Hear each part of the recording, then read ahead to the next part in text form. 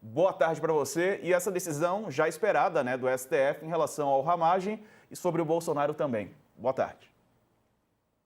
Boa tarde, Diego. Boa tarde para todos e todas que acompanham a gente aqui no All News, segunda edição. A decisão era esperada, o Supremo Tribunal Federal já tinha dado essa indicação, Diego, já tinha falado que ele iria, na verdade, simplesmente deixar claro que essa decisão, essa manobra, ela batia de frente com a Constituição, com o artigo 53 da Constituição, que trata da imunidade parlamentar, e no seu parágrafo 3º, é claro, ao falar que, olha, meus amigos, minhas amigas, isso vale para crimes cometidos, ou seja, está excluído disso os crimes cometidos antes da diplomação, né, do parlamentar, e a diplomação ocorreu em dezembro do ano passado. Ora, só para lembrar para todo mundo, né, que o bolsonarismo nos últimos tempos tem tentado fazer crer que o golpismo foi apenas o 8 de janeiro, foi apenas a invasão e depredação da sede dos três poderes em 8 de janeiro de 2023, e não foi. O 8 de janeiro foi a cereja do bolo, né? Foi o finalzinho, foi tipo a última ação. Mas todo o processo golpista é muito mais longo que isso. Se desenrola ao longo da gestão Jair Bolsonaro, se intensifica após a derrota de Bolsonaro no segundo turno das eleições de 2022. Né? Houve de tudo, plano para matar presidente eleito e vice-presidente, ministro do Supremo, houve envolvimento de general, houve muita coisa que aconteceu para além do 8 de janeiro, muito antes da diplomação. Né, aí a votação, o ministro Alexandre de Moraes e a maioria da primeira turma do Supremo Tribunal Federal, que estão analisando a ação penal pela tentativa de golpe, né? O que eles falaram? Falaram, eu ficaria de fora, ou seja, a Câmara pode suspender, né, o trâmite, né, com relação a dois crimes, né, que são as questões relacionadas exatamente ao 8 de janeiro de 2023, né?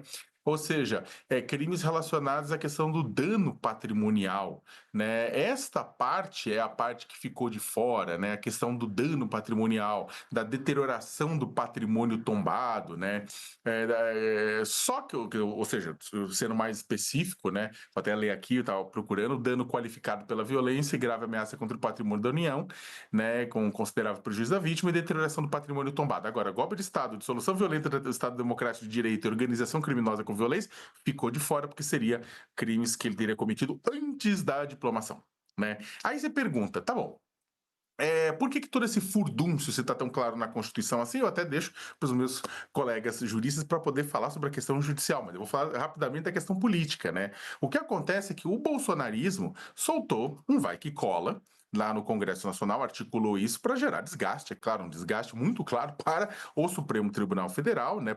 E para também vender o Jair Bolsonaro com a pecha de injustiçado. Como eu falei já aqui ontem, né? Quer se vender como injustiçado nesse processo inteiro, se vender internacionalmente como perseguido e injustiçado, isso ajuda, inclusive, na hora da fuga, não é mesmo? Agora, do lado do Centrão, ninguém fez isso por conta do sorriso do Ramagem, dos belos olhos do Jair, de maneira alguma. Eles mandam com isso um recado para o Supremo Tribunal Federal, né, em um momento que o Supremo começa, com base nas investigações da Polícia Federal, olhar para os desvios, as denúncias de desvio, de corrupção envolvendo envio de emendas parlamentares.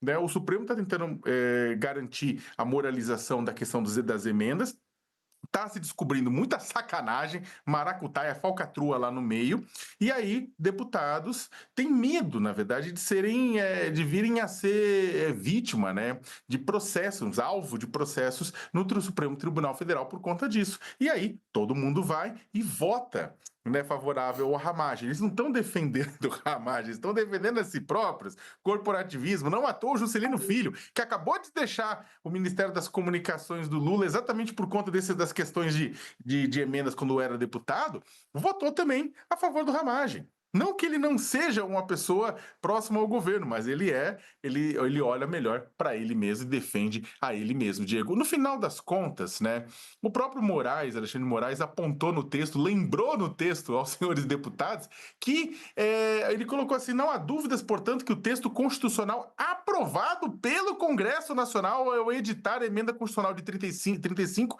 de 20 de dezembro de 2021 somente admite a possibilidade de suspensão de ação penal contra parlamentar quando o Supremo Tribunal Federal receber denúncia por crime que o tribunal reconhecer como praticado após a diplomação. Ou seja, está deixando claro o quê? Do ponto de vista político. Meus amigos, minhas amigas, foram vocês que fizeram isso. O texto é de vocês, a gente só está seguindo o texto de vocês.